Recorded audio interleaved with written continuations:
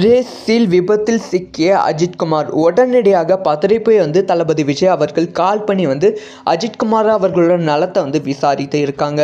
So இதை பற்றி ரொம்ப டீட்டெயிலாக தான் பேச போகிறோம். ஒரு பக்கம் தளபதி விஜய் அவர்கள் அரசியல் பயணத்தில் போயிட்டாங்க. இன்னொரு பக்கம் அஜித் அவர்கள் தன்னோட கணவன் நோக்கி போயிருக்காங்க. இந்த சமயத்தில் ரெண்டு பேரும் ஒரு பயங்கரமான ஒரு ரசிகர் கூட்டத்தை வைத்துவிட்டு அவங்கவுங்க தனித்தனி இடத்துக்கு போகியிருப்பது ரசிகர்கள் மத்தியில் ஒரு புது அனுபவத்தை கொடுத்து இருக்கு.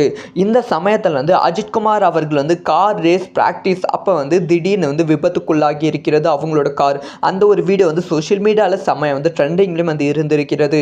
ஸோ அந்த ஒரு வீடியோ பார்க்கும்போது அஜித் அவர்களுக்கு என்ன ஆச்சோ அப்படின்னு சொல்லி எல்லாரும் பார்த்துட்டு போயிட்டாங்க. அந்த அளவுக்கு ரொம்ப மோசமான விபத்து மாதிரி இருந்தது. இந்த ஒரு விஷயம் தளபதி விஜய் அவர்கள் கண்ணுக்கு தெரிய வந்திருக்கு. உடனே தளபதி விஜய் அவர்கள் அஜித் அவர்களுக்கு டைரெக்டாக கால் பண்ணாமல் அஜித் அவர்களோட குடும்பத்திற்கும் அதுக்கப்புறமா அஜித் அவர்களோட பர்சனல் சுரேஷ் அவர்களுக்கும் கால் பண்ணியிருக்காங்க.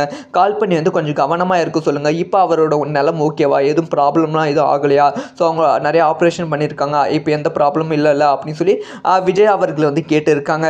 ஸோ இதுக்கு மேலே கார் ஓட்டும் போது கொஞ்சம் கவனமாக ஓட்ட சொல்லுங்கள். அந்த ஒரு மேட்ச் இதில் வெற்றி பெற வாழ்த்துக்கள் அப்படிங்கிற ஒரு விஷயத்தையும் தளபதி விஜய் அவர்கள் சொல்லியிருக்காங்க. அப்படிங்கிற தகவல் வெளியாகி இருக்கு. இது அஜித் விஜய் ரசிகர்கள் மத்தியில் ஒரு மகிழ்ச்சியை ஏற்படுத்தி இருக்கு. இந்த ஒரு விஷயத்தை பற்றி உங்களோட ஒப்பீனியன் என்ன?